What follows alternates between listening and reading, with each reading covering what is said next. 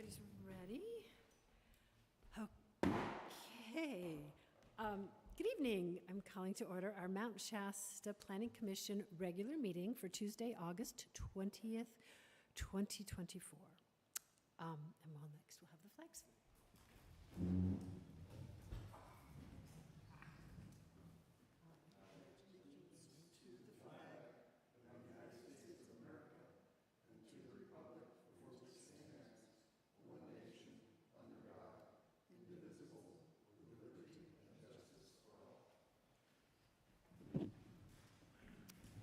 All right, next item, roll call, please. Jeff? Commissioner Boeninger? I'm here. Commissioner McDowell? Here. Commissioner Sarion? Here. Commissioner Findling? Here. Commissioner Beck? Here. Commissioner Higuera? Here. Commissioner McCarthy? Is not here. Okay, item number 3 is public comments. And this is a time set aside for people who would like to speak to us on an item that is not on this evening's agenda. Each speaker can have 3 minutes if you would like to take advantage of that. Does anybody here have an interest? And I see head shaking, so we'll say no public comment for this evening. Moving on to item number 4, which is our consent agenda, and the only item on the consent agenda is the approval of the minutes from our last month's meeting. And I can take a motion, or if somebody has a correction to make, then we can take it off the consent agenda.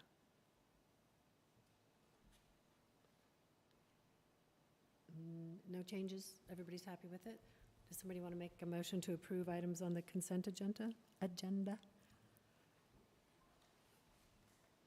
Motion to approve. David moved to approve the consent agenda. Do we have a second? Second. Vaughn seconded. All in favor?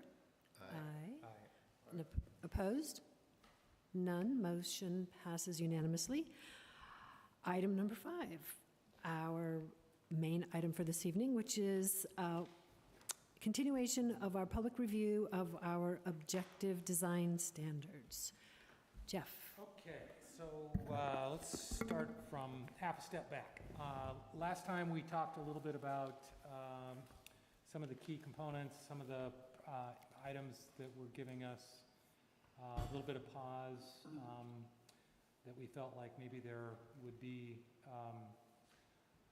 some value in further discussion.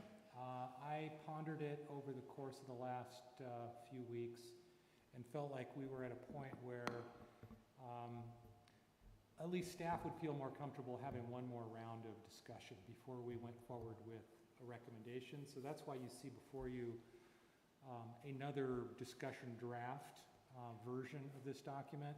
The staff report tries to make a very concise set of tasks before you to identify 6 items that we'd like to bring your attention to. Of course, anything beyond this that either you feel deserves more airtime, more discussion while we're here all together, feel free to bring that up.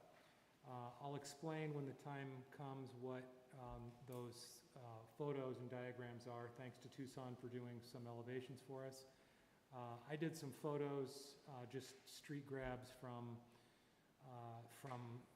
most, I think those are mostly on Chestnut Street, if not entirely, or at least in that vicinity.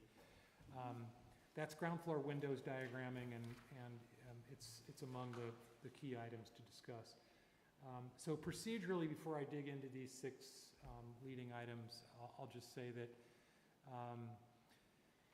if we're comfortable, if you're all comfortable as a group this evening, at the end of our meeting, we could take a straw poll on moving this forward.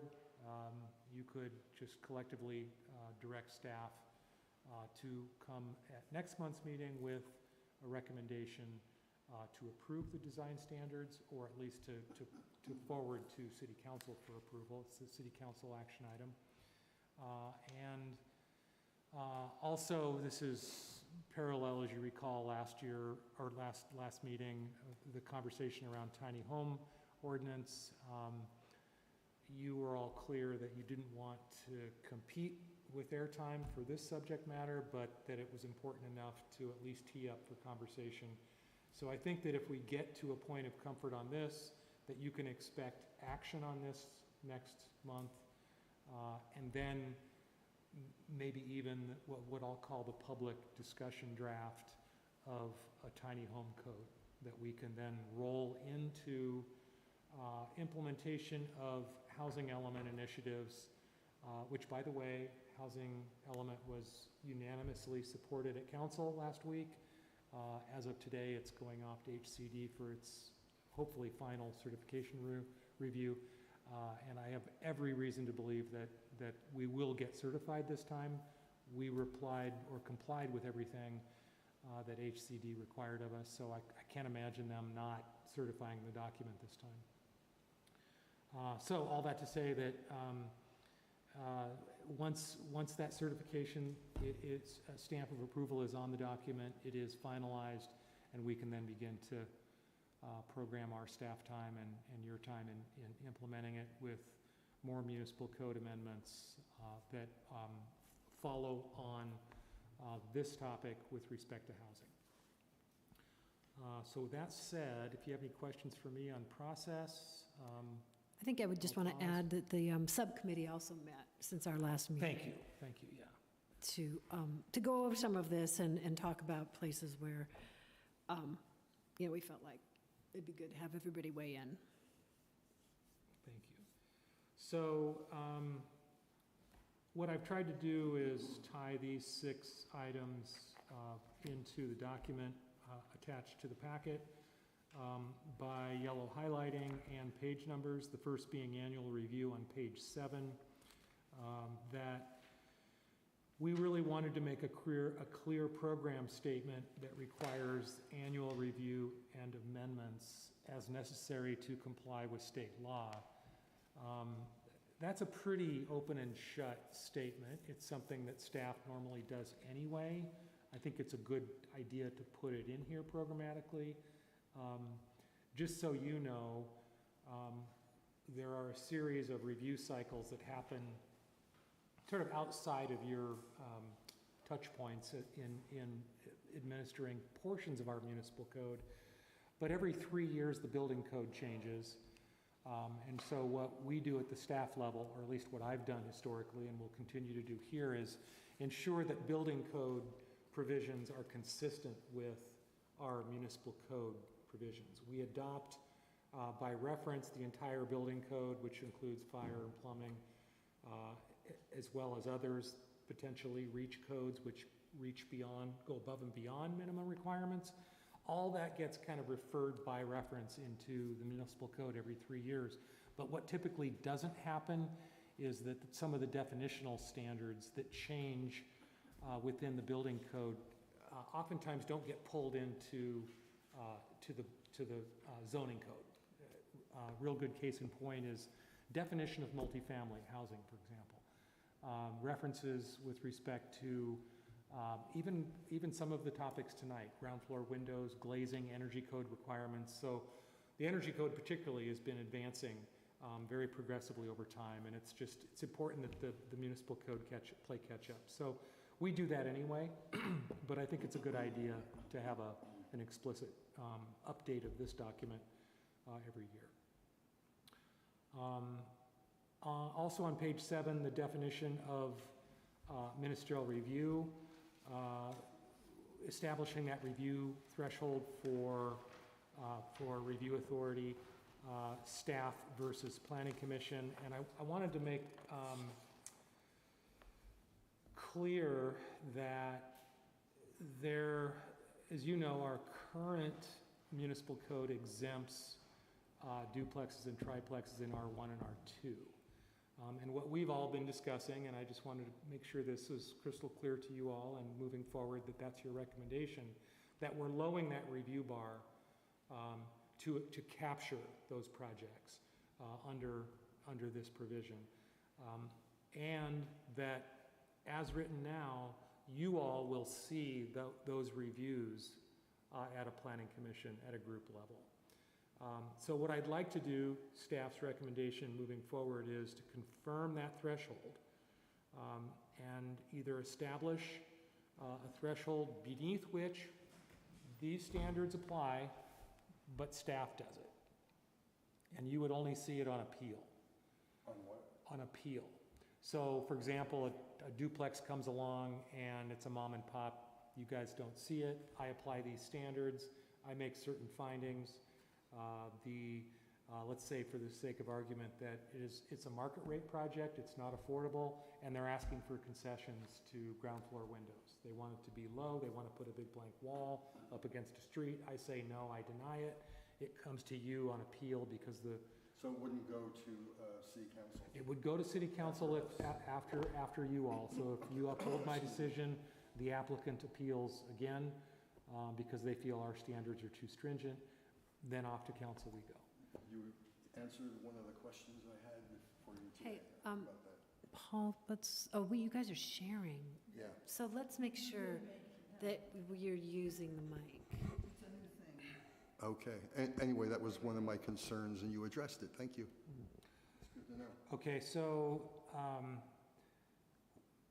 again, I'm searching for that recommendation from you all at that review threshold. At what point do you feel comfortable with respect to the type of project before us, whether it stays at a staff level or comes to you? And keep in mind that this can change annually.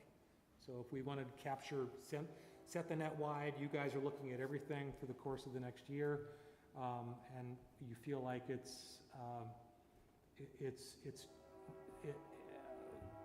you would rather be spending your time more wisely doing something else, and you don't want to review those projects, you can direct staff in a year to update the code and set that threshold wherever you like.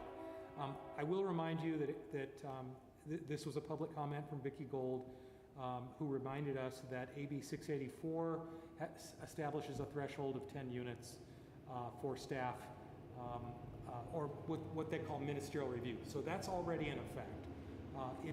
It would apply to these projects, these particular objective design standards, but there will be code coming down from statutory changes, very likely within the next year or two, that's going to move this target around a little bit.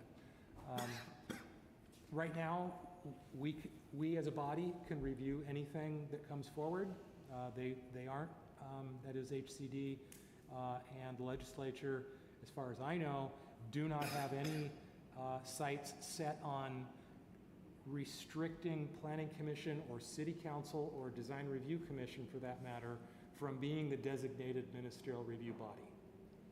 You just can't do it with a discretionary, subjective review process. You have to review it with respect to these standards.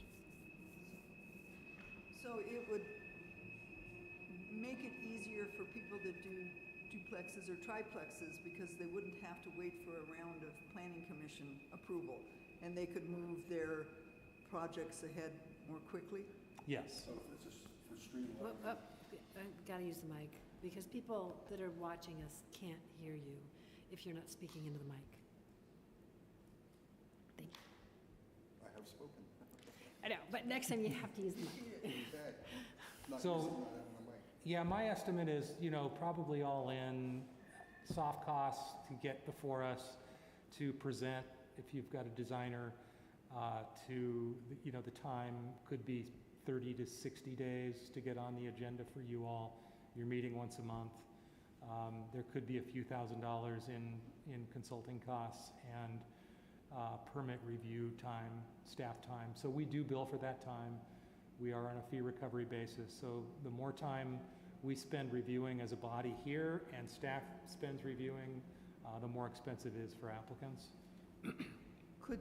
Could someone protest your approval from the? Oh, sure, yeah. So that was my point earlier, is that if I do decide one way or the other, they would appeal it at a staff level, and you would be seeing it on appeal. Yeah.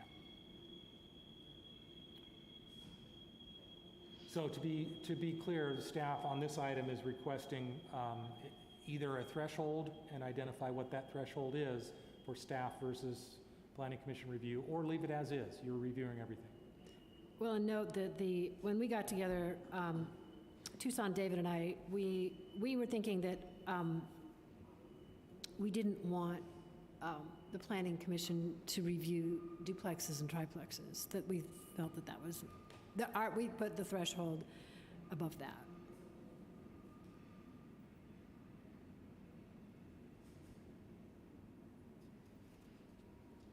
So that, yeah, so city will ministerially review housing, city will, yeah, so if you wanted to, we would just make that statement in here, that the sub-item under C 1.1,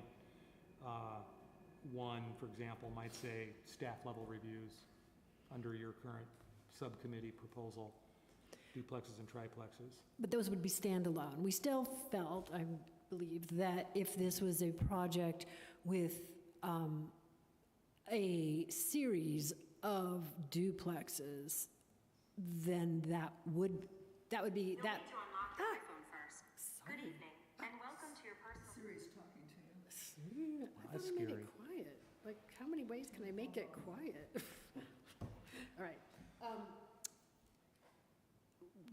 Where was I? The objective design review standards for duplexes and triplexes, unless they were in a larger project with several duplexes or several triplexes, in which case that would come to Planning Commission review. So this, I think the intent was to let the mom and pop duplex, triplex projects, save them some money, save them some time, let them go through objective design review without having to come to Planning Commission. Well, is the subcommittee a decision-making body now? No, this is our recommendation. Okay, because it sounds like this is something that you're advocating, doesn't sound like it. We are advocating, but we aren't deciding. Okay, because it sounds like it. We are advocating, only advocating. What, advocating? We are advocating because that's our job as the subcommittee, is to advocate through the process. Just saying. Well, what do you have to say about that? What do you think about triplexes and duplexes? I'm a purist. I believe that we should just maintain the status of how we do things now. We Which don't is have never, anything done. which is not touching duplexes or triplexes ever. Okay, and so, Our interest was, if I may, to capture larger projects where if a project was a large, several lots that included, matching or not matching duplexes in an area, that kind of project would be subject to review. A single duplex or single triplex, as they are now, are not subject to Planning Commission review. So you have three choices. It's either status quo, which is we don't subject duplexes or triplexes to any kind of design review. They're exempt, right? Or we subject duplexes and triplexes to staff level review pursuant to these objective design standards. Or number three, we subject them to objective review by you as a body.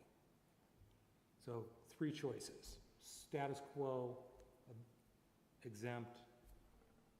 Option two, staff level review pursuant to these new standards. Option three, Planning Commission review pursuant to these new standards. But option four, if it's a larger project, some duplexes would come to us if they were part of a larger project. Yeah, I think that's a nuance. The subset of, the way I'm seeing it is it's a subset of 2 and 3. So the threshold for between 2 and 3 is a project over 10 units that falls into the duplex triplex typology, right? So if someone buys 3 lots and puts a triplex on all 3 lots under one application, it's going to come to you. Which is below the 10-unit threshold, but it would come to us. Yes. So okay. So you would pick that threshold.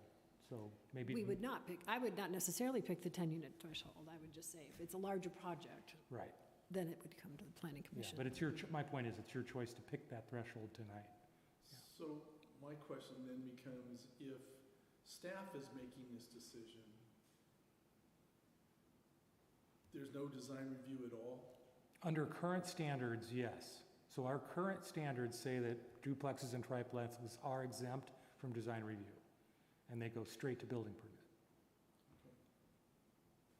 I'm not in favor of it either, so. Right, so we have an opportunity to elevate it to some review. It's just a question how much we So are elevate we it. gonna poll everybody on what number they want to choose? Well, that's why we're here to discuss it. Okay.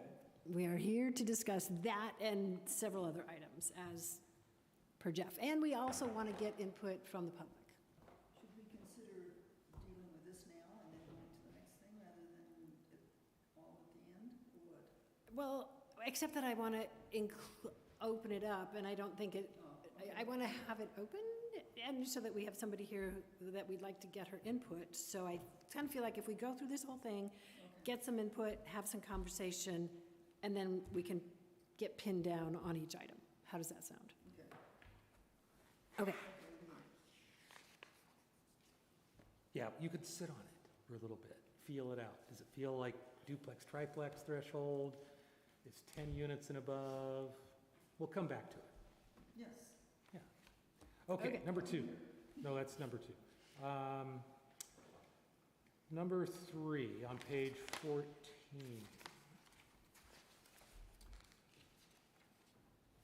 Market rate project waivers. This seemed like, this is not the first time you've seen this. I say here there's no PC direction, it should say PC, not PD direction, requested.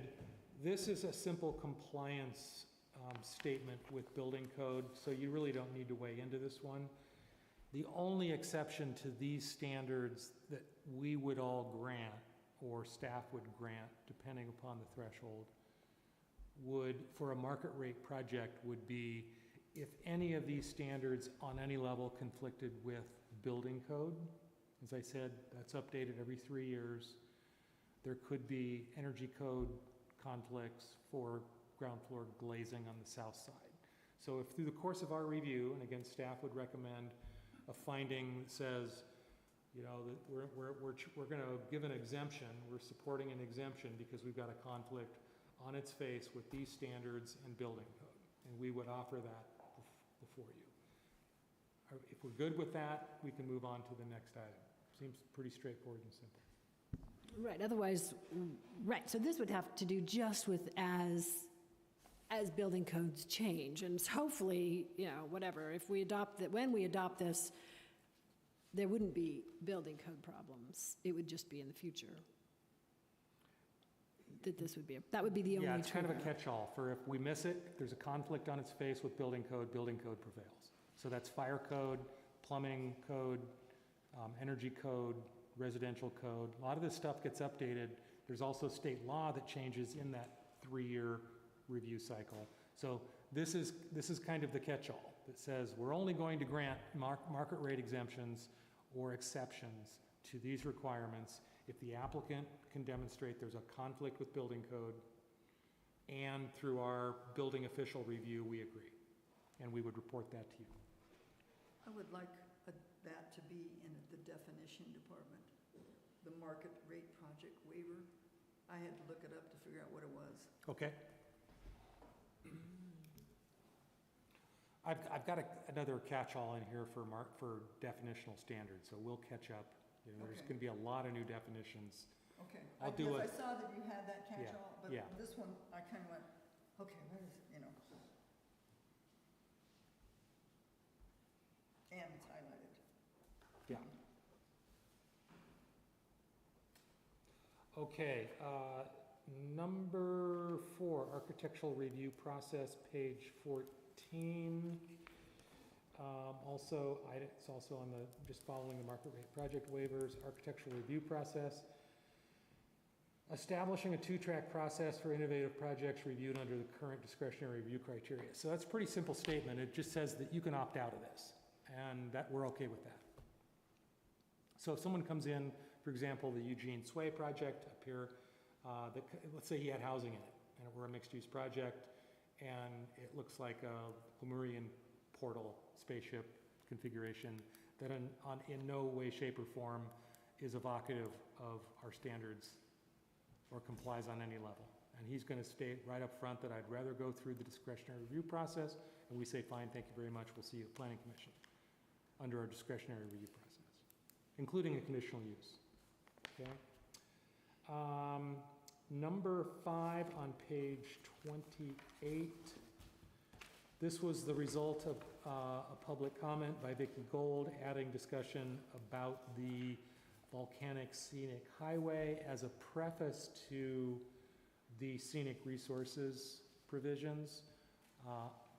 I think it's a good idea, frankly, to have upstream, if you will, vision or policy guidance at a state level or a regional level that helps us reinforce the importance of local standards. It doesn't have any measurable impact on the standard per se itself. There were no comments that were directly targeting the standard definitions or the standards themselves. So we would just make a general statement there to that effect. And then the final one is ground floor windows, page 38, and that's where I'll draw your attention to the handouts. I want to be as fair about this as possible. The first page gives you examples of what I think we're trying to prevent. So those images where we've got a lot of blank wall. Does our guest, does Rosalind have a copy? Did you get a copy of these? Oh, good. The standard right now says street. I want to make sure that you all understand that there is something called a front street and a side street, and staff would like to sharpen this standard to refer specifically to the front street. So if any of these projects occurs on a corner lot, the standard only applies to one of those streets. And normally, the applicant on a corner lot is given the choice to pick which is the front street. There are ways to ensure that that determination is consistent with context. So if you're on the corner of Lake and Chestnut, and you're a new infill project on top of the Pepsi building, let's say, for example, that applicant would get to choose front.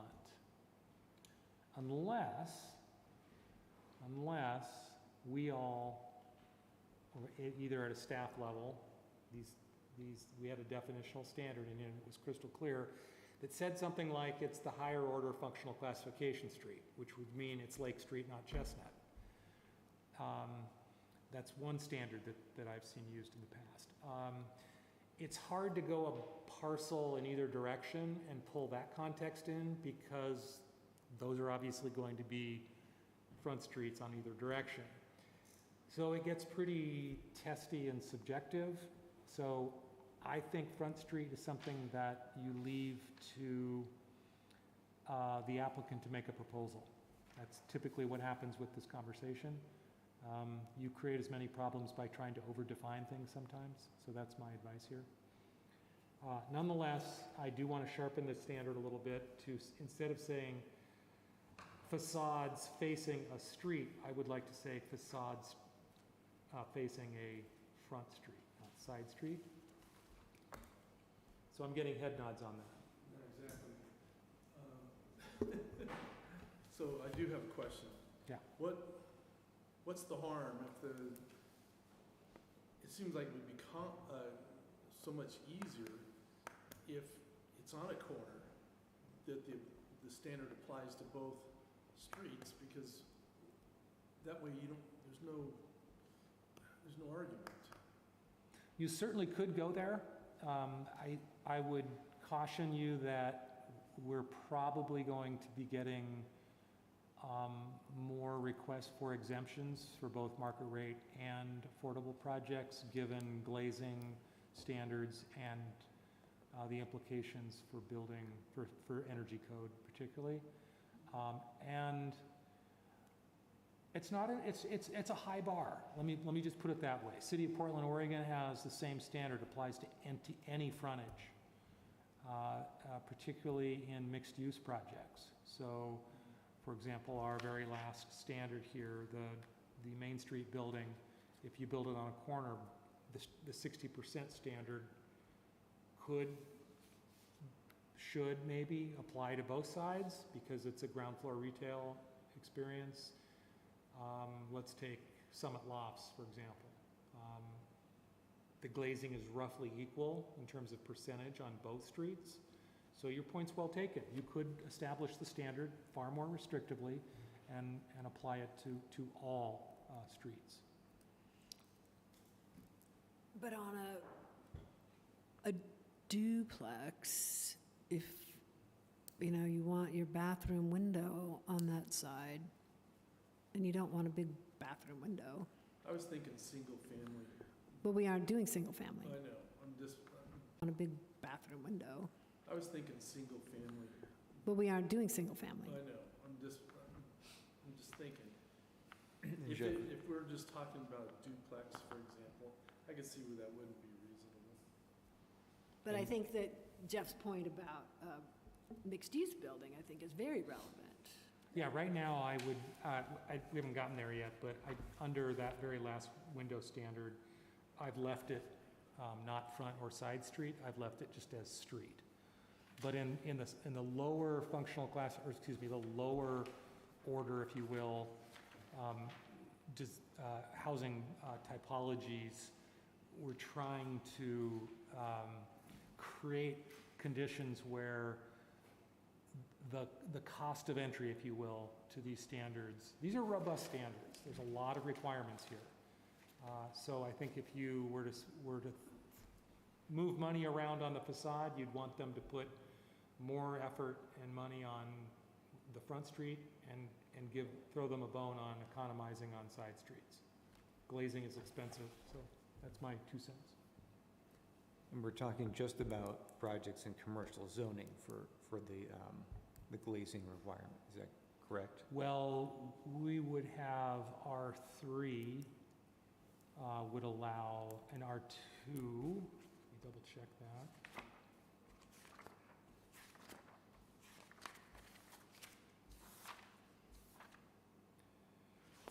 So the table on page 34 shows you what standards apply in what zones.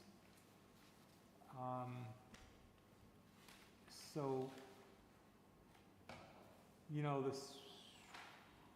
we pick up a lot of these, townhomes, cottage court, pocket neighborhood, and even multiplex are allowed currently under R2 and R3 zoning districts.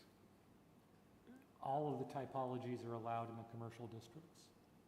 But I think the Main Street building, which you're describing, which would have retail downstairs, Is only in C1 and 2, yeah. and EC, yeah. So the glazing standards we're talking about would apply to main street buildings, The 60% number the 60%. on all street-facing facades. Yeah, The others, the way I've written it is for duplexes stacked and side by side are 3 and 4plexes, neighborhood townhouse, cottage court, pocket neighborhood, multiplex, and neighborhood courtyard. All of those, I'm suggesting, the way it's written now is 40% on the front street only. Aren't they both written And the so the same way? studies before you compare 30 and 40%. And part of the discussion I'd like to have tonight is whether or not we want to go drop this to Commissioner McDowell's point, I think last time was 40 feels high, is 30 a more palatable, affordable standard. You had something else, David? Oh, the way this is written, right, I think in the last iteration, it said front street, but now it says just facades facing a street. It's the same both for page 38 and 70. Yeah. It's written the same. I didn't, this isn't changed, but Yeah. I'm proposing on the record right now that we make a separation there, that we do front street for, I thought in one of the earlier iterations, it did say front street. oh, I don't remember. I don't think I I wouldn't have pulled it. I don't know. I remember reading it. So there's head nodding. We are moving through this. Maybe we'll go back and just pin everybody down at some, before we're done. But, I think that's it. is that it for, Yep. But there's also, but that's ground floor, there's two pieces about ground floor windows. There's the Main Street building versus residential, and then there's the glazing piece. So there's kind of two parts to that, to number 6, right? Correct. Determining what percentage we want, and then if it's gonna be for front-facing street or both sides if it's a corner lot. Right, so there's those two pieces you want us to get pinned down on. Okay. Okay. Perhaps, now that we've, anything else? I mean, these are the Nope, points. that's it. You want. So Yeah. perhaps this would be a good time to have our member of the public, if this member of the public would like to speak. Oh, well, darn. I was hoping you were going to help out. Okay. In that case, then maybe we dive in and commit to some of these. It seemed like annual review was straightforward. I don't think there was, I think there was, everybody's happy with annual review as being a piece of this, right? Okay, done. Ministerial review probably needs a little more conversation. Where do we draw?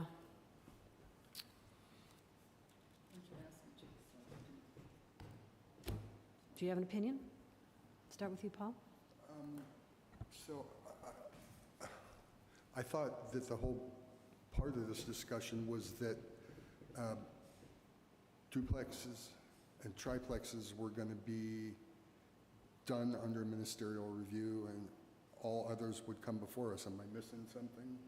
That is one of the options. Do you want to review our options again real quick for us, Jeff? Because I don't mind the ministerial part to streamline the process, to make it easier for people to invest in our community. But my concern was, and which was addressed, was if there, can you appeal? And if you appeal, will it then come before us and/or city council? And if that's the case, I'm fine myself with allowing that. So- Because there's always, as long as there's an opportunity to check or to appeal or take another look, then I don't have a problem with that, because oftentimes I could name a half a dozen off the top of my head, and they've had to come back, and a lot of the time because perhaps they weren't prepared, but nonetheless, it takes months and months and months sometimes to get something through the process. And if we could expedite that and us getting much more of the housing needed and just make it easier for people to invest in our community by using ministerial review, as long as there's a way to appeal it or check it, then I'm fine with it. That's all. I don't know if I addressed what you asked me or not. Okay, then I'm going to pin you down. So you're comfortable with the duplex and triplex having to comply with objective design standards, and that compliance goes through staff review, not planning commission review? Correct. Okay, As long as there's an appeal process, yes. gotcha. Tucson? I mean, if the point is to make it easy for these single duplexes and single triplexes, then what we have now is the easiest way forward. Which is just- no review. Which is no review, and just allowing those to go through right to, building code compliance and planning, zoning. But if you want them to go through, this objective design standard, then, just going to staff for those would be the next best option. them all coming to us for something that small, it just seems like a unnecessary step to me. It's really, whether it goes ministerially or to us, it's the same process, right? We're still checking the same boxes. It's The just that city- we're seeing it, right? And it's all discretionary, Yeah. right? There's no discretionary. Yeah, it's It's not all discretionary. it's right, yeah. It's not, It's all the, yeah, binary. It does this, it doesn't do this, it does it or doesn't do it. Check, check, check. Right. Jeff, can you kind of explain what the difference would be between what is now and if you were reviewing each duplex? Well, right now, duplexes and triplexes are exempt from design review, so they go straight to building permit. No design review. So under the current, the way it's written now, I think the proposal might be here on the table that, or at least Commissioner Beck's idea is that the duplexes and the triplexes are now reviewable by standards. They're no longer exempt from design review. We're going to review them pursuant to these standards. That review is going to take place at a staff level. We're not going to bother you all with duplexes and triplexes.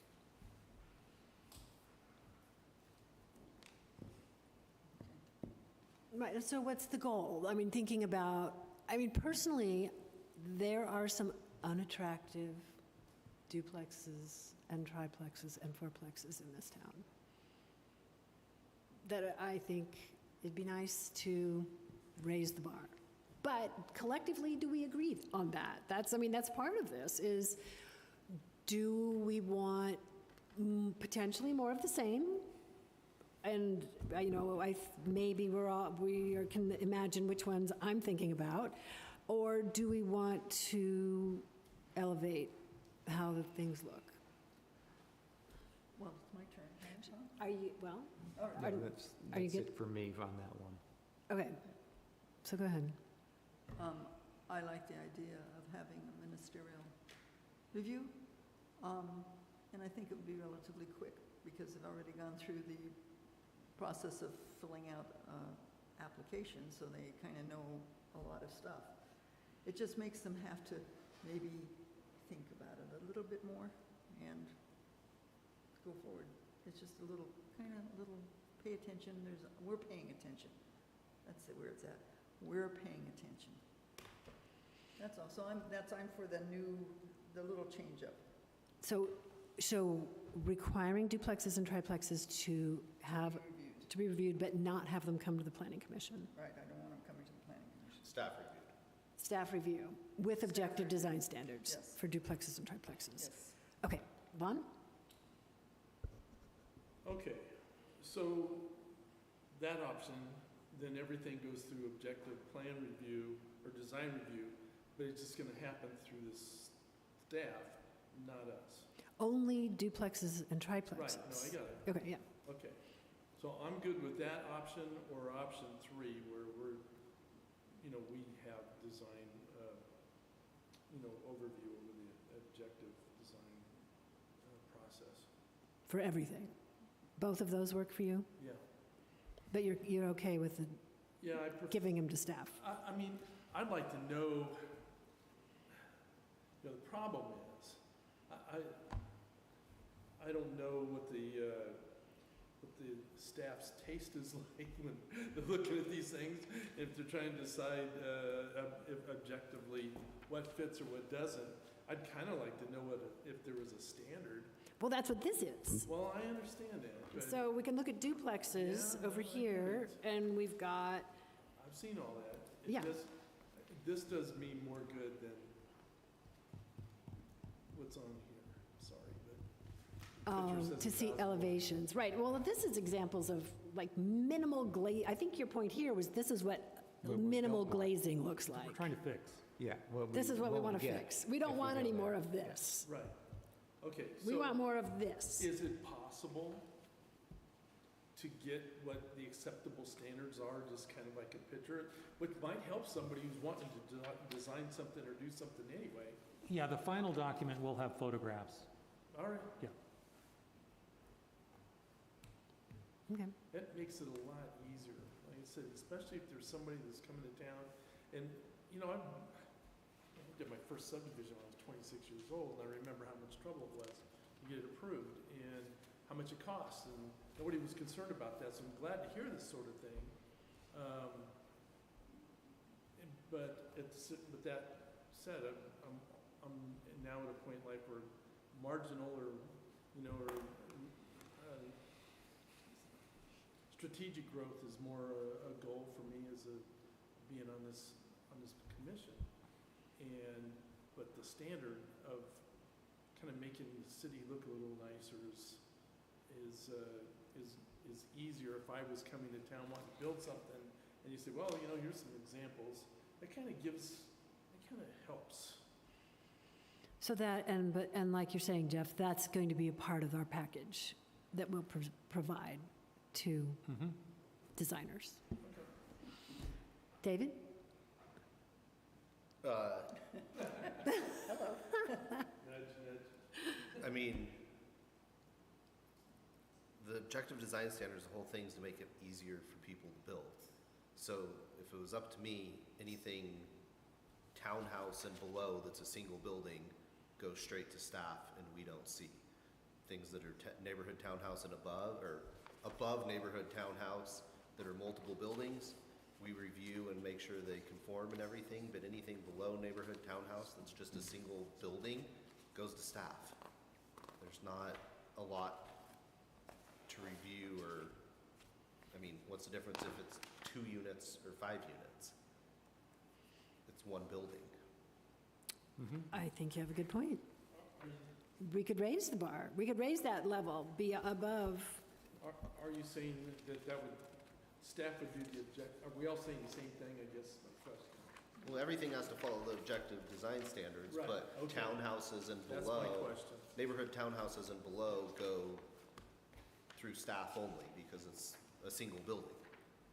It's not a multiplex, it's not oddly shaped, it's just a building. Instead of a duplex, it's a 5-plex. So can you see the pictures Jeff is talking about that these folks will be using as a template before we vote on that? Well, I think Well, you we have your templates.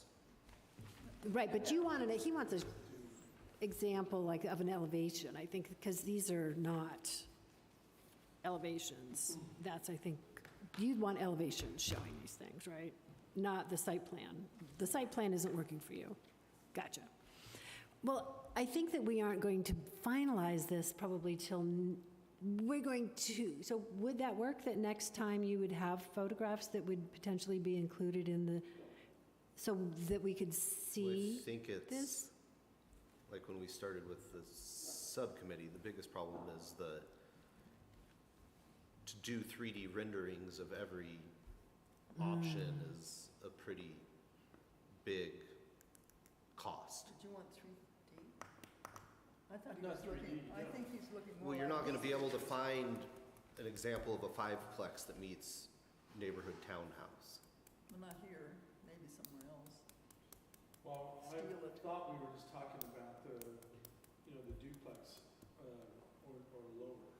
Yeah. Well, David's point is that he would prefer he's throwing a consideration for us to consider is that not only would we not review duplexes and triplexes, but he would say we wouldn't review 4plexes or neighborhood townhouses either, Oh, townhouse is separate from this? and give those to staff. They would all be going, all of these would still go through the objective design standards, which should be objective, right? You tick the box or you don't. So theoretically, it wouldn't be that much difference. It would just, they're going to comply or they won't comply. It's just who's reviewing it. Are we leaving it to staff to review more than just duplexes and triplexes? I mean, if something comes to us, we can't go, oh, well, I don't like that. Or I don't like, is it 30 feet wide? Is it no wider than 30 feet? Is it no taller than X? Does it have this amount of glazing on the first floor? Is it set back at this? Is the parking in this spot? It's yes or no, yes or no, yes or no. It's not, oh, well, I want this over here. It's not architectural design review anymore. So to, Yeah, discretionary doesn't work. so to come to us If I as- may, you're touching on why having the planning commission review these at all is contentious Yes. among every jurisdiction I'm familiar with, having gone through this. Because it's objective,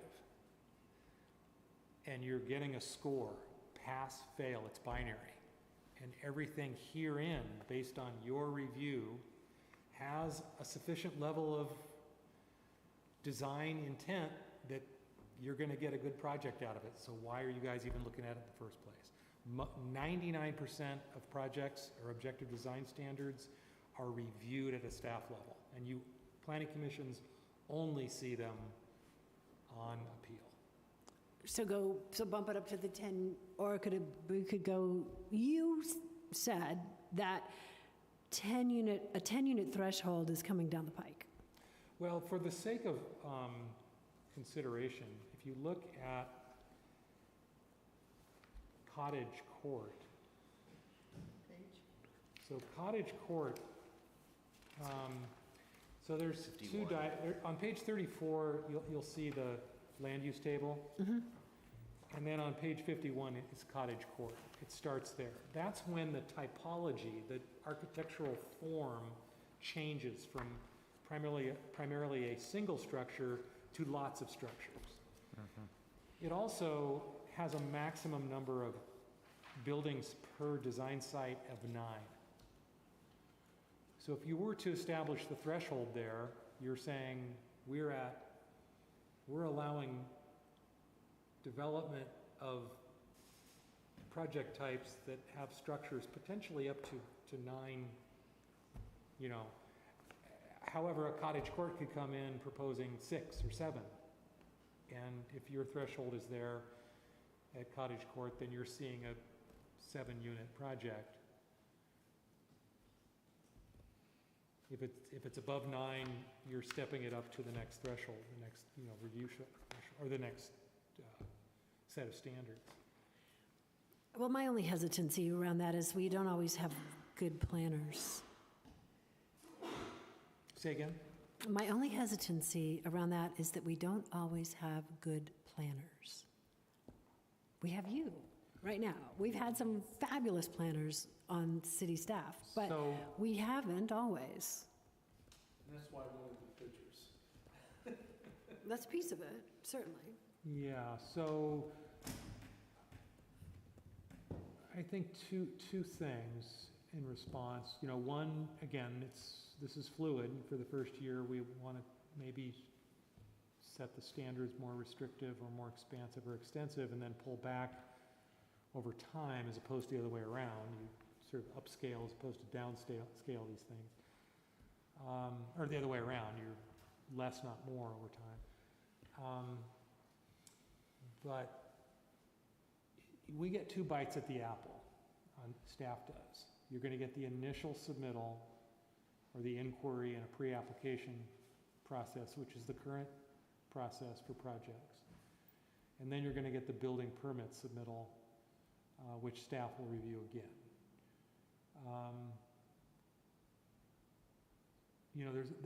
There might be a way to,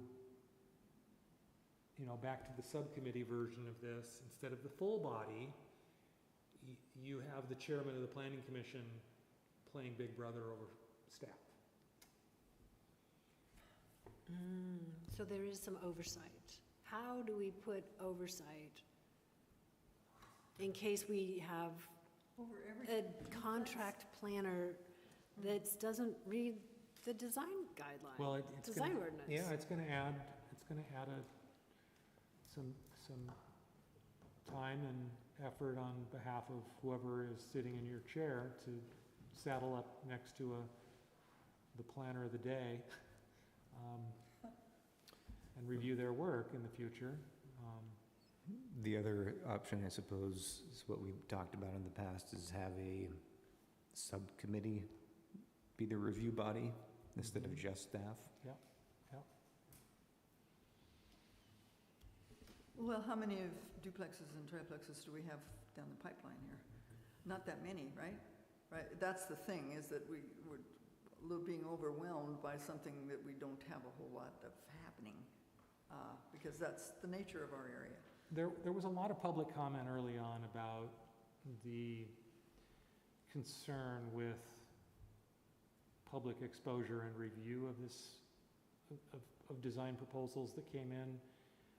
We're eliminating the CUP requirement. We've already done that. So the next trench of public review, if you will be design review. And I think there was some degree of comfort if I can kind of play the public comment out loud for you that I heard was that this design review threshold of you all, as opposed to staff, left the public feeling more comfortable about that review, the effectiveness of that review. Well, some subset of the public, right? Because I had somebody in my ear not saying that, saying, let's just make it easy. Let's remove the barriers. Vicki Gold made it very clear in writing with an email, and again, this is, which is part of what I'm trying to change, the culture around public review. If we get more public review in writing early, then we can integrate these more seamlessly. But when we get these last-minute barrages, which tend to be more censorious and hyperbolic, then I think we would rather you quickly find yourself in defense mode as opposed to collaboration mode. And I think that's unfortunately the result of that tactical approach to communication. That aside, the written comments and the clear intent of collaboration that we've got early on was with the removal of the CUP requirement, that at least we did have a robust design review requirement that was being offered up to basically take its place. Yeah. And I don't think that's mutually exclusive with establishing a threshold of review authority, right? So I'm not trying to conflate the two, it's just.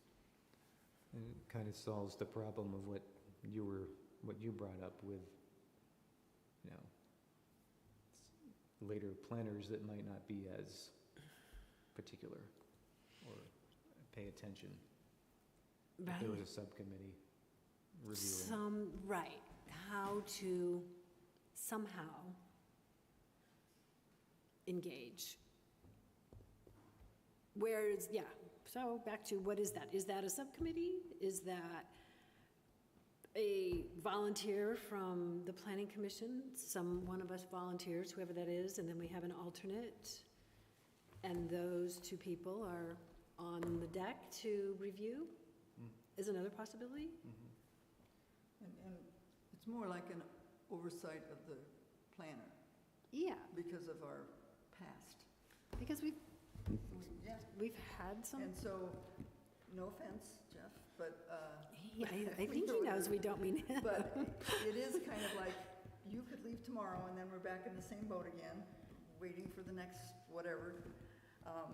And after this, you may want to, but I think it's a good idea. I like the idea of having one or two commissioners, and it can rotate too. It doesn't, it's also, we don't have like dozens of projects that we're gonna spend days of the month reviewing. And having a little oversight to make sure we feel good about how it's going. And the other thing is that if this is up for a yearly review, we can report on how it is going and change it, right? So, Isn't that part of this? Right? Yeah, oh yes, absolutely. so maybe I'm going to pitch something. How about a 10-unit threshold for staff review with a planning commissioner involvement, and then 10 units and above, we come to the planning commission. 10 units, that's a lot. I think we do it. I don't like the 10 units. Not the number of units, I think you just, once it goes to cottage court and above, it comes to planning commission. Because then you're into multiple buildings. And then you're looking at open spaces, you're looking at more stuff. Even though it's objective, we have no By doing this, we're kind of, in a way, we've given up our voice in planning. No, we haven't done any of the things we should have been Well, doing. no, I mean, I that's the think thing. Vaughn's biggest point is, like, he wants to be able to see them all so he can have a voice. Well, we don't have a voice if they're in objective design standards. It's pass or fail. Right. Unless it comes back to us with a Appeal. appeal. But Yeah. it's still pass or fail. Or then they go, which is another conversation, they can I think it say, becomes more discretionary, doesn't it, if they come to us with an appeal? It shouldn't, no. I mean, there might be an appeal on grounds of arguing that the appeal, or the building code, if it's a market rate project, gets tricky, right? But they could say that my interpretation, or staff's interpretation, or whatever that review body is, that interpretation failed to objectively determine a pass or a fail. I mean, but it has to be grounded in the fact of a binary choice, not, that means you all can't get discretionary. Again, you've got to keep that in mind. Yeah, Mhm. we still are stuck in the same situation you are. Yeah, and again, you're giving the public a review. They could be here tonight, they could be, if you invite the public to it, and there will offer presumably some testimony in the course of that Yeah. review, and you can't help but allow that to influence you, because it complies with all the objective design standards, but it's still something that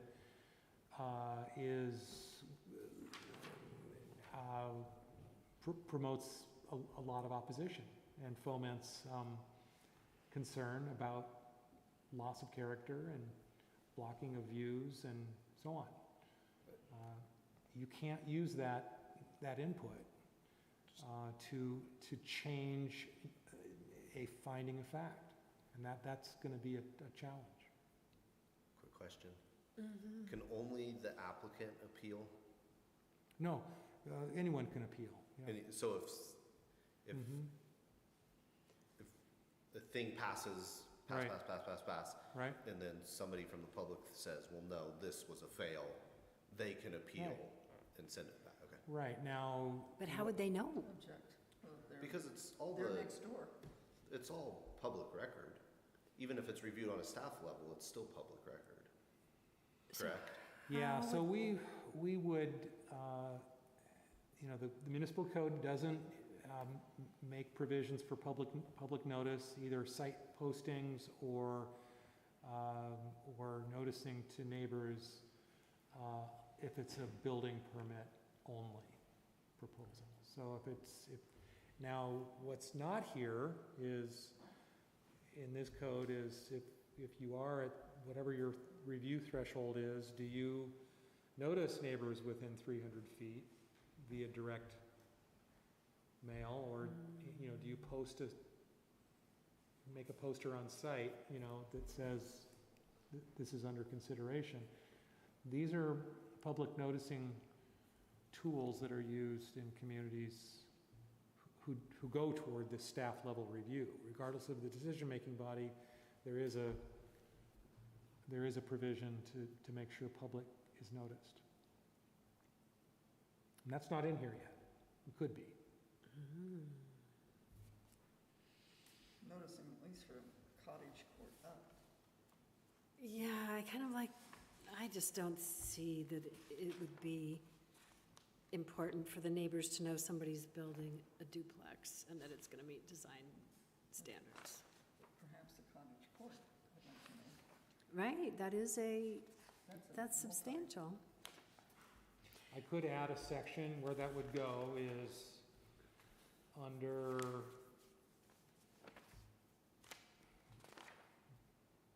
the first administrative section, so 1850-010 G would be public noticing requirements. Well, if we stuck with planning commission were to take everything from cottage court up, No, from, well, then that takes care of public noticing, as opposed to Or are you thinking that it all goes to staff, but it's publicly noticed above cottage court and above? No, I think cottage court and above comes to planning commission. Yeah. Mm-hmm. I Below agree. cottage court just goes to staff, And then With the oversight. with some, or without, I don't really care. like I say, it's just that we've had some duds. No, we have to have oversight But for that things- reason, because that was something I was gonna bring up too. It's is been, if in the future he were not here, there's Someday just he so will many not be here. scenarios that could unfold where the ministerial process might be, and particularly with something we hadn't worked with before, and we've had planners that kind of, I wouldn't say didn't appreciate us, but when I first started, there was somebody that was difficult, I guess you would say. And yes, she so, was. some sort of check and balance or oversight or something, just for the sake of our interest in our community would be a good idea. I'm kind of keen on that. So, planning commission, cottage court and above, and a single planning commissioner, volunteer, and an alternate volunteer for oversight. Or two. Yeah. Or two? They can both make it, and if one of them can't, then that's okay. you know, Right. it's Or just there would be two with a third alternate. Two with an No, alternate? no, Just two, Just two. just two. or, yeah, 2 or 1. I mean, like I said, we're not, It's not like it's happening Yeah. very often. there's not like 50 of them gonna be built next week when we pass all this stuff, you know? Right. I'll just say that I'm not in favor of anything that abdicates what our duties currently are as planning commissioners. Just not. What does that mean? What do you mean? That means that we have, for me to be on the planning commission, I figured there was a duty to do certain things, and I don't want to be giving it to somebody else to do who's not a planning commissioner, unless it's something that we're talking about, like this option 3, where or the option 1 where it's just triplex and below. There's objective design standards, and we've got examples because we don't know who's going to be here from one time to the next.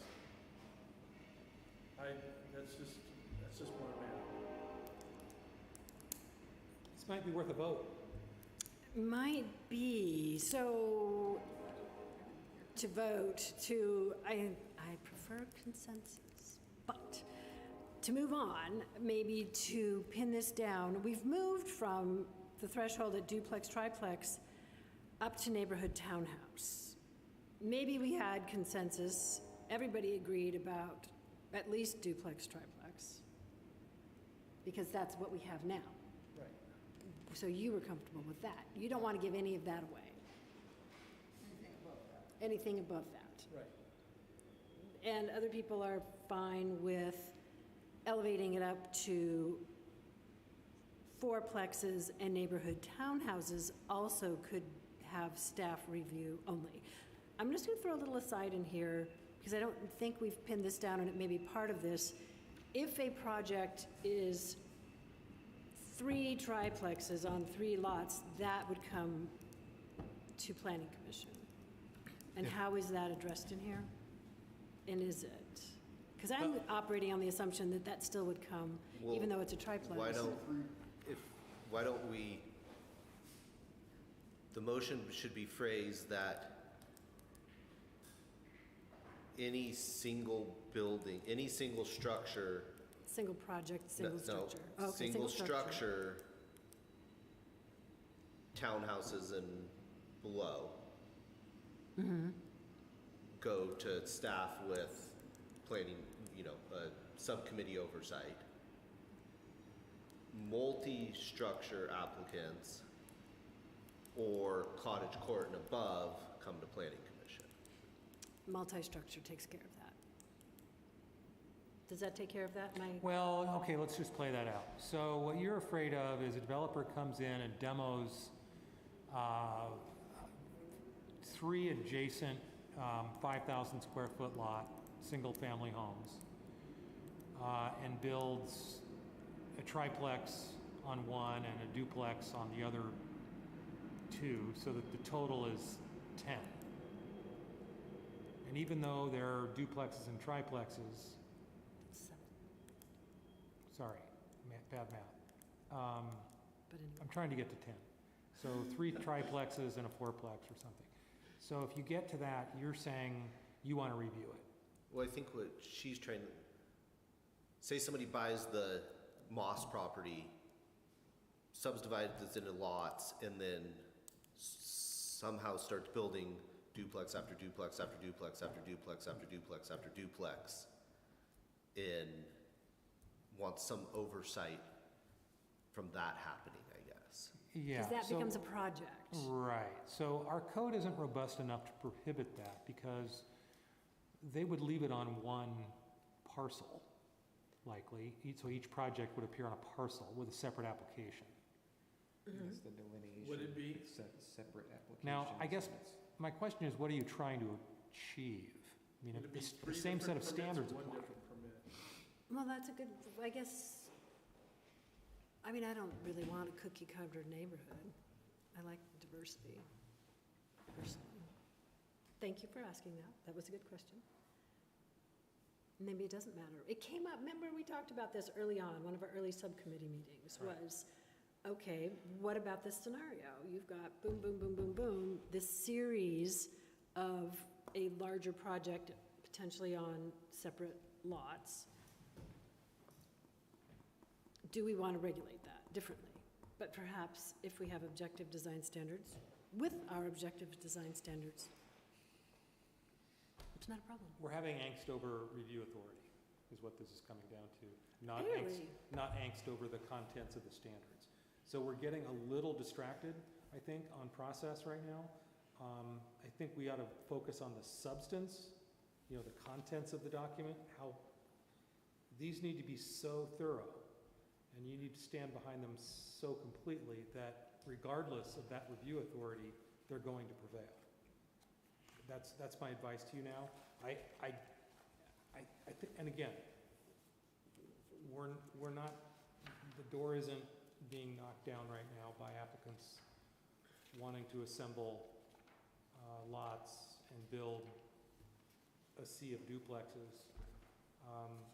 And if they were, then we need to stand behind the standards to ensure that if you comply with these standards, it doesn't matter who's reviewing it, Yeah. right? It's binary. It's pass or fail. It's a sea change for you all, and it's going to be a tough one. So keep in mind it's fluid. If you want to be reviewing this, if you want to cast the net wide, review everything, grab a hold and hold on tight for the first year, then do it. If you want to let go of a lot of it, then let staff do it all. If you want to meet somewhere in the middle, then I think Commissioner McDowell's idea is probably a good compromise. Yeah. Okay, so maybe we are ready for a motion, then. We just have so much more that we need to do that between the pandemic and not having planners, there's so many ordinances that we've Things are tabled. really It's like we gotta Giddy up, get yeah. going. Well, yeah, so hopefully let's get this ready so that next month we have an ordinance to pass on and recommend to council. So, That's a very good point. I would like to do a little, Something snap, different. snap, snap, because once we get the housing element out of the way and this out of the way, I can go full gas on sign code and whatever else, noise and parking and tiny homes. Yeah, Okay, so then how about a motion that sounds like David, was doing such a good job with the motion. go Yeah, you get to make the motion, Dave. What am I motioning? the line, drawing a line. Let me go back to, Page 34, does that help? no. Market rate, ministerial review. Motion that ministerial review is at a staff level for, let me get the right terminology. That's Neighborhood page, townhouse. that's page 34. Yeah. So ministerial review is at a staff level with one planning commissioner oversight with an alternate. for neighborhood townhouse and below, and then cottage court and above would go to the complete planning commission. Do we have a second? I'll second. And we have a second from Paul. All in, oh, maybe, do I need to do roll call? Roll call vote. David? Aye. Vaughn? Nay. Belinda? Yes. Tucson? Yes. Paul? Yes.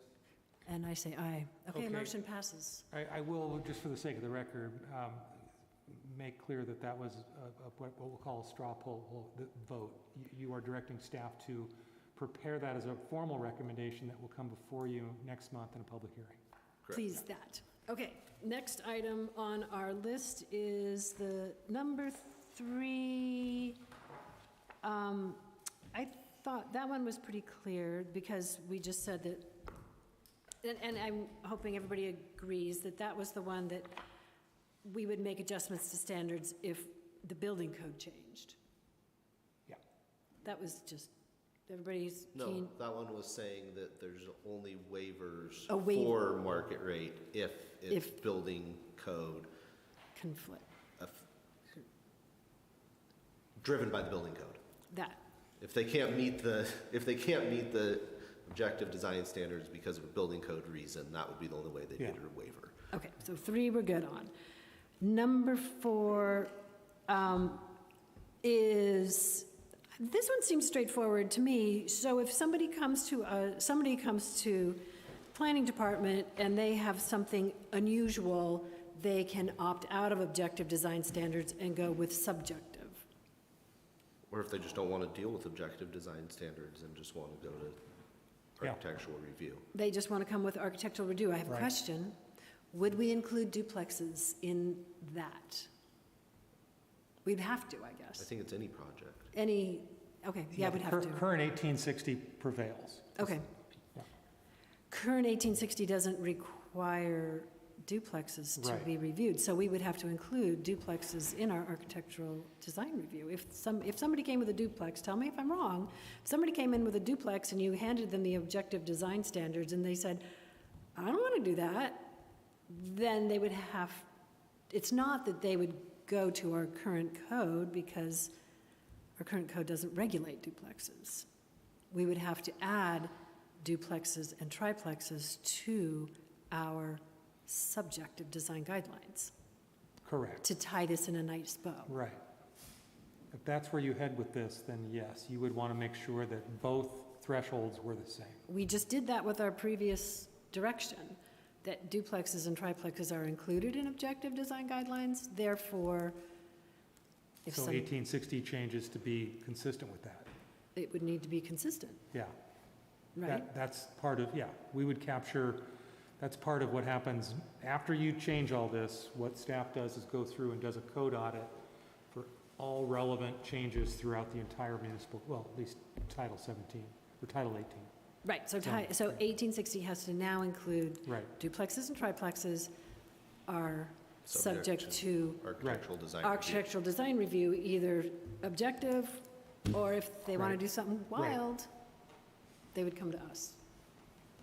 I'm just laying this out. Everybody's keen on that? yep, we all get it. Right. Okay, that was 4. Number 5 was the lovely notion of adding the volcanic legacy highway, noting that the scenic resources in Mount Shasta are so valued that we're part of this volcanic scenic highway. Keen on that? Okay, number 6. There's 2 pieces of this. There was it has to do with glazing, and it has to do with the Main Street building, is its own category. Any street or front street, side street distinction, so. And Right. then the number itself. And then the number itself. So shall we start with, maybe what seems easiest to me is a Main Street building, we require both streets to have the same standard, if it's a Main Street building. A Main Street building, On a corner lot. corner lot. Yep. Are we agreeing? Main Street, is this like Like if somebody did a. Fifth season. If this fifth season added residential upstairs, we would require both the Lake Street and the Boulevard sides to have, If somebody tore down CVS and decided to build a 3-story building at CVS that has retail on the bottom floor, housing above, All sides. Lake Street and Main Street would have to have 60% glazing on the main floor. 60. 60, there's, 60 or 60 on the bottom and 40 on the second floor. And No, it We only don't talk applies to about- the first floor. First floor, yeah. just the street level. Yeah, where retail would be, the retail part of Yep. the deal. Do we need to chat about this some, or are we keen on that? I think I'm okay on that. Do we want to, head nodding, are we all right? I think that. Okay, so then the next piece of that, there's 3 pieces. The second one is if for all other residential buildings, if only one of the corner lot street frontages needs to comply with whatever glazing we decide on. Are we keen on that? I think both sides should have a glazing requirement, but the front street, whatever they designate as the front street, should have the higher percentage of the 2 glazing requirements. So we don't want any we don't want any corner with just a blank wall. So if it's 30%, if we We don't decide it's want 30% that. on front-facing streets, then side street is 20%. Well, so you have this apartment building that would be weird to put glazing on that end thing. It would Why? be, it's ugly though, sorry, but, No, I mean, probably affordable housing. They'd probably be happy to have some windows there. probably would. Nice view of the Mount Eddy, I'd like that. Well, okay, that's part of the conversation then. Maybe do we do this concurrently with what that number is? Both sides should have the same glazing in them, percentage? I mean, I would agree that it'd be nice to not have 0. Okay, yes. I agree that 0 is unattractive. I would like to put out there that I think, that I did a little sniffing around, and I read that in terms of efficiency, 20% is the number that's recommended, 20% glazing. Does that sound? It depends on what direction, you know. Is it the long end or the short side like this? I think it has to do with cardinal direction. North, south, east, west. And so I'm wondering, I have to say, I have a lot of discomfort with this 60%. I wouldn't want that at my house. No, 60% would just ground that's- floor mixed use. Mixed use. Okay, Yeah. so we're proposing then, potentially proposing for residential 30%? We have 30 and 40 as an option. It's written as 40 now. I have 2 And single family obviously doesn't apply, so these would be duplexes or du- triplexes or all of whatever. those typologies, yeah. And it seems like, That's 30, that's 40. okay, so I like birds, and that's a bird killer, and that's a bird killer. I'm completely serious. Residential, huh? And if the efficiency code doesn't, say it's most efficient to have 20% on certain window sides, and we don't know what side, if this is the street-facing side, and it happens to be north, Then You're going to get a concession request.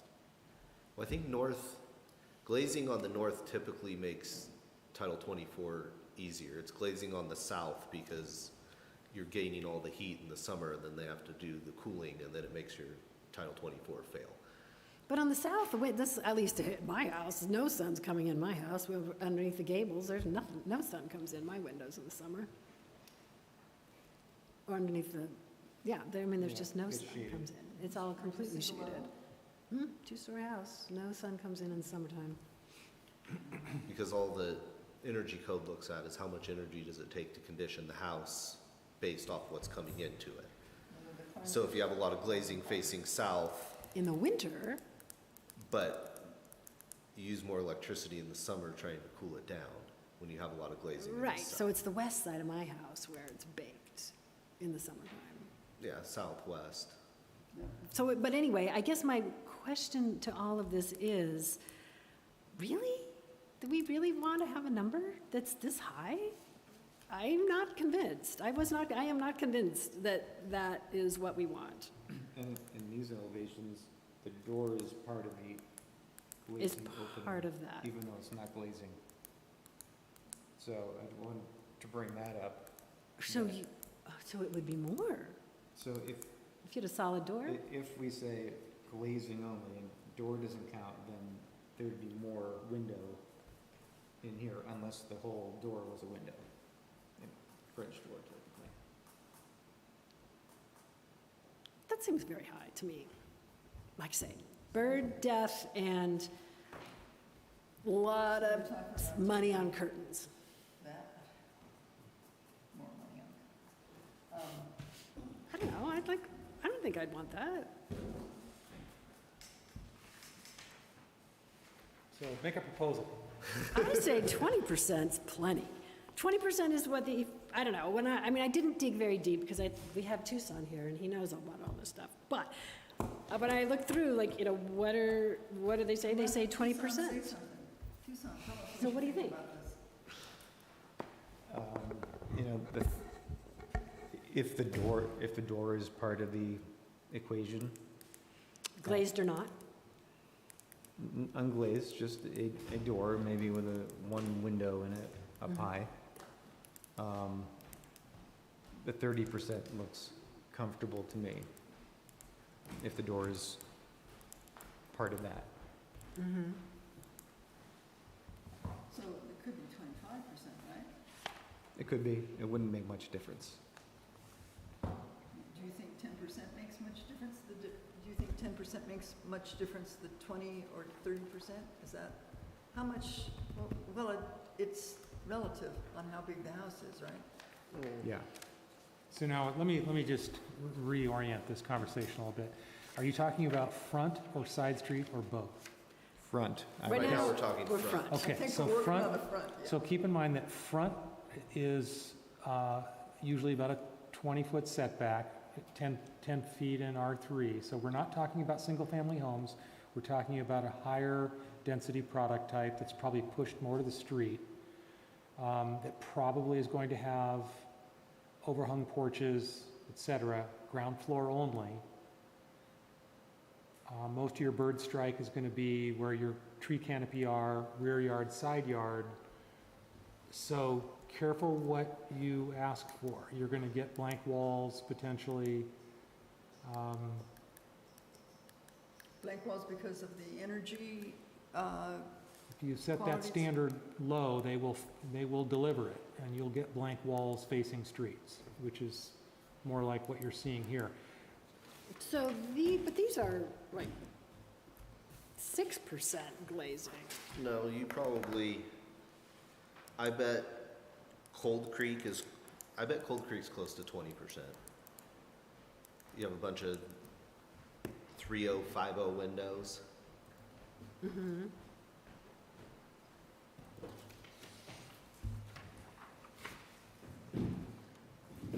I like the 30%. That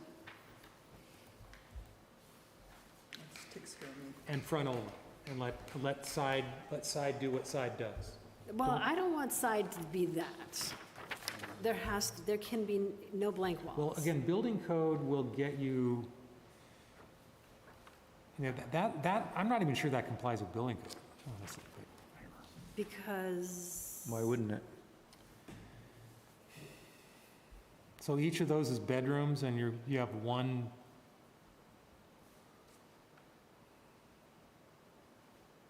Yeah, it's hard to tell what's in that second floor. I think 30% on Front Street, 20% on Side Street. There's a proposal? Well, I guess we find out, and if people push back, we learn, we would get educated. How much did you say on the side street? 20, 15. 15, yeah. 15? Because it can be frosted Mhm. if it's the bathroom window. It just can't be the blank wall. 15 or 20? I'm just, if 20 is too high, then 15. 15 So is, 36 by 8.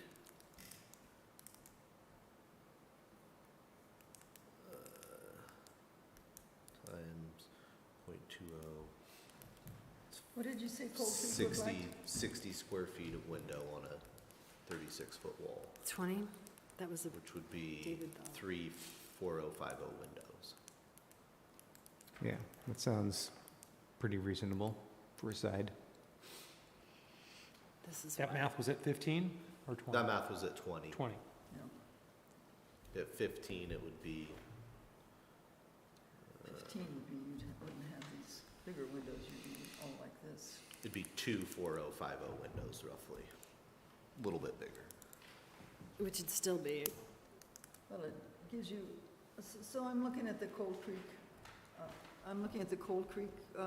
picture, and because it has a mix of sizes of windows, it makes it less offensive than if it were all those small windows and a big line across to get into your 15% category. Do you see what I mean? Yeah, And so I kind of like giving, they don't have to do 20%, or do they have to do 20%? we're determining what they have to do. Okay. I well, just, so what do you think? Is 15 too low? I don't think it's too low yeah. for, because sometimes they're just smaller windows, more of them up higher on the side. It's not I mean, necessarily too You low. could write side street has to be 15% and 2 different window sizes. Yeah, but that's not gonna give you, I like the 20%, and because we're talking a side street here, not an ideal, The side view, it could be a main I street. mean, it's easier to have something where you've got neighbors on each side. All of a sudden, you got a side street, and it's exposed, no matter what you do, it's exposed, and you don't want it to be a blank wall. So you might as well let them have a little bit of light come in, a little bit, open a window, I don't know. Even if it's a side street, it's just the nature of the lot, not anything you can do about it.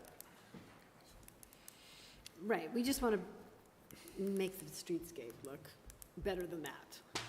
Or that, really. That's what it's gonna look like with 15.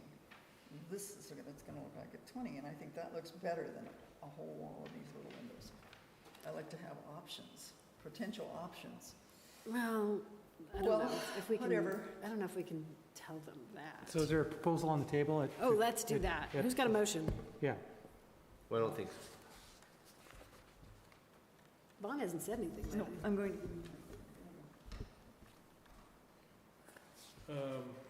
I'm trying to find a happy medium somewhere. I was liking the idea of 40 and 30, but I'd be willing to do 35 and 25. That's too, that seems high. I was thinking 30 for the 30 and 30? 30-20 or 30-15 is kind of where I'm leaning. Okay, 30-20? 30-20. Design person. I think Tucson's supporting 30-20. I've heard him say that twice now. I can either do 30-20 or 30-15, 15 being half of 30. I say, I'm going to, whatever Tucson says. 20 though. Do we have any examples of 20? We're winging it with it, with the, with Cold Creek Cold Creek's probably Motel. close to 20. Is this a minimum or a maximum? Minimum, Okay. 30-20? Yep. 30-20 it is. That's a minimum. We All right. did it. In- All right, so, But So let's, we did Tucson has a something. point. Tucson's gonna say something. let's make a decision now. Are doors included in that? Whether the door is solid or has glazing in it? I thought your point was very well made, that when you did these elevations, 30% includes that door. Yes. I 100% agree it should include the door. Otherwise, Front well, right, but doesn't, so the door doesn't have to be glazed. Front streets include door. Right. okay, door, done, door included. Door included, doesn't have to be fully glazed. One more question. If a garage is facing the front street, but it's off towards, offset from the main Right. frontage of the house. Yeah, Does that need to have, a higher percentage of glazing? if it's offset by, and we could set a number, 3 feet? then it doesn't count. Okay. So a garage is like my house, like that kind of garage? Or are you talking like a No, garage yours- that rotates? So No, the one's entrance, the street facing. So and if it's, your garage would be where your living room is, and your living room would be where your garage is. I'm assuming you have like an L shape. I have a snout house, Well, yeah. Yeah. would we count that, the garage, into the living space of the 30 and 20? It's frontal facing first floor area. Typically, if the garage is set back by an increment of some measure, and Tucson's proposal is 3 feet, it does not include, it's not included in the calculation of street-facing glazing requirements. I don't know why we would care too much on how much glazing the garage has anyway. I And guess if this was we the wouldn't deal- be able to put a That doesn't garage in our apply, that's what I design mean. thing. It'd have to be set back, wouldn't To it? the front. I think, yeah, you're right, there are standards right now in, That'll probably, people probably ask us about that. The duplex where the parking, the garage is in the back, or the parking is in the Well, back. but I don't think you can have a big giant, I think it has to have some kind of this wings or things according to those diagrams.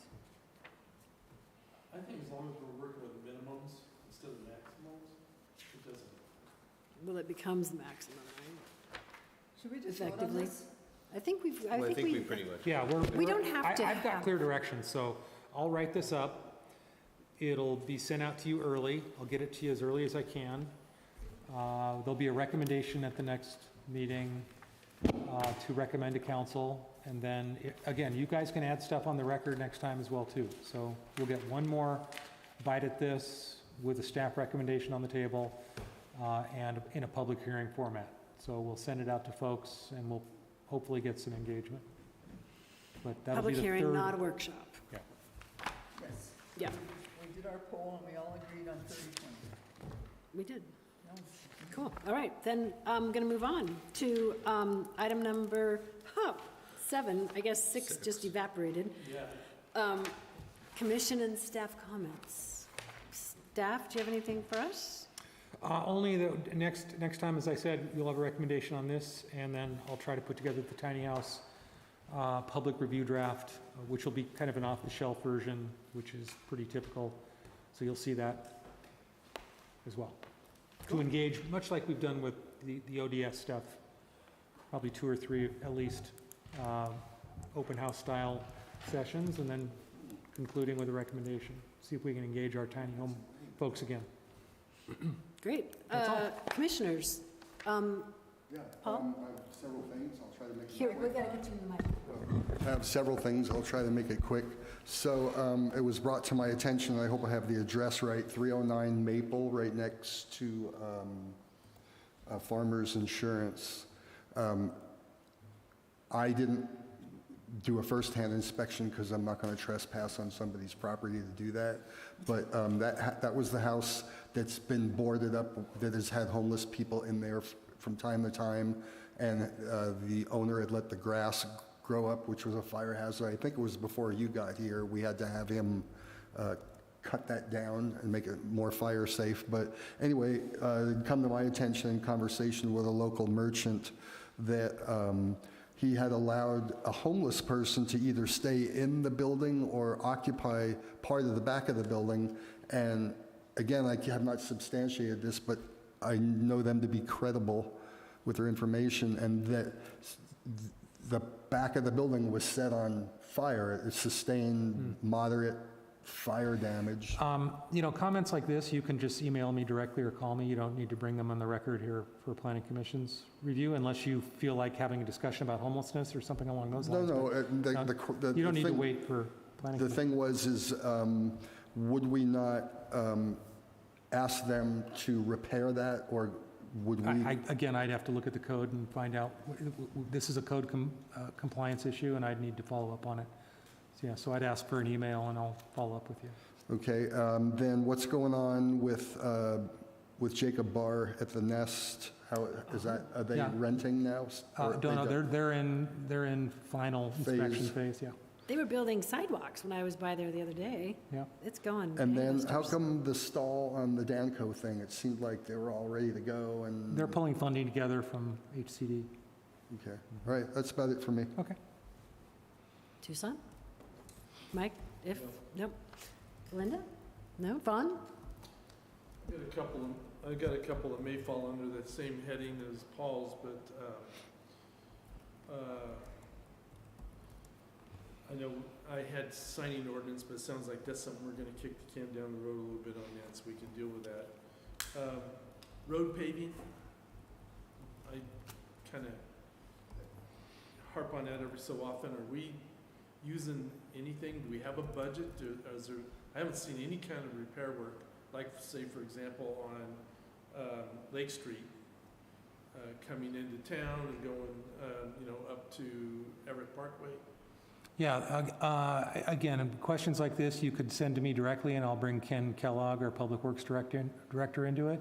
For the sake of this record right now, I don't know what those plans are. I am part of staff meetings on a monthly basis.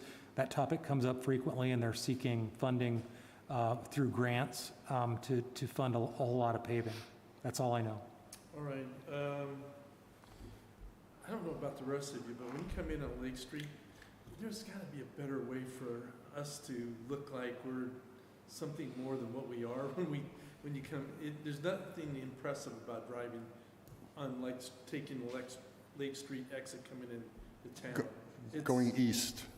Yeah, it's, Our cute little medians. well, It's really improved. yeah, well, whatever it is, it's unremarkable, and I think we want our town to have first impressions are important, and I'm not sure is that it? I don't think so. Is there an active beautification committee these days? There is, Yeah. but I don't know how active they are. A beautification committee does meet. Again, public right-of-way is managed by Public Works, and City Council is the custodian of the public right-of-way. So again, to be most efficient, I wouldn't wait for this venue. I would send an email to me.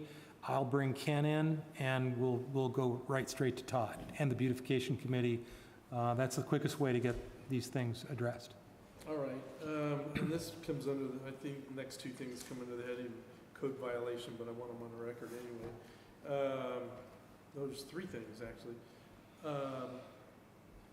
On Adams, about halfway up, between there and McLeod, there's an open field. All of a sudden, we get campers on weekends there. Oh, on that private lot Yeah. down at I think he owns that lot, and he was just there, I think, with his friends for the weekend. Well, they had 3 or 4 different campers there. I know, I it's saw not just 'em. a- I think, isn't there can't you stay in a camper on your camping place for a few A days? certain number of days or On your something? private property? Wrong venue, wrong guy. Sorry, They came and left. They do that once in a while there. it's not my job. Again, to be most effective on the record, I'll say it again, let's go straight to City Council. Carter, and Rockfellow, and Adams, different cars, different people in that new house. This tells me there's probably a violation of our, Our some- Airbnb code? Short-term rental? Do you think it's a Yeah. short-term rental? Yeah. Last thing on Jefferson, this gets back to the signs, but there's a business sign on a house there on Jefferson Street. Inside the city limits? Yeah. We have a few of those that have been up for Uh, years. Yeah, I don't think there's anything in the sign code that says you can't put a sign in your front yard if you live in a Commercial house. sign? Yeah, oh yeah, there is. There used to be. Well, I've looked into You it. can't run a business from there. No, you can do a home occupation and put a sign in your front yard. I think there's something called the First Amendment. You can put whatever you want in your front yard. I could put, Jerry Garcia lives here and not be in No, violation. but you'd have to have a business license at least and something Well, like that. yeah, but I'd be surprised if there were, I can double check, but I'd say, in my experience, that's a slippery regulatory slope. I thought we didn't allow, like, you couldn't have a sign for, a business sign. That was part of It the just- requirements of the home I occupation. can look It'd into be that. zoned commercial, I would think, but okay. I'm It just used to be bringing it that up. way, that you couldn't. Right. There are a lot of home businesses that don't have to be in a Yeah, you don't have to have a commercial sign up Well, on right, the because in a house. home occupation, you don't want to have a lot of people coming and going, because, All right. anyway. Address that with the sign ordinance. Well, how many times are we going to redo the sign ordinance? Ugh, I hope not It soon. falls under the, well, it may fall under the sign ordinance eventually, but, because we do have residences on the south, southbound Shasta Boulevard. Okay. Is that it? Yep. David? Are they just painting Old Burger Express to make it look better? Or is there plans? Don't know. No plans in. We don't regulate paint. I don't know. That's part of the Don't you have, I thought you, beautification thing. on the downtown, you had to get a paint approval. Nope. Not if it goes back to the same color? Oh, because. No, we don't regulate paint. Yaks got to do theirs, remember, when Yaks painted theirs? Not anymore, because There it's isn't? just our taste, our point of view. And if it's our point of view, we can't do anything. I thought you had to pull the, I just didn't know if anything was going in there. Be Something. nice. It would be nice. Okay, nothing for me, so that's the end of that. Future agenda items, it sounds like we've discussed them already. Yep. Okay, I'm adjourning our Mount Shasta Planning Commission regular meeting for Tuesday, August 20th, 2024.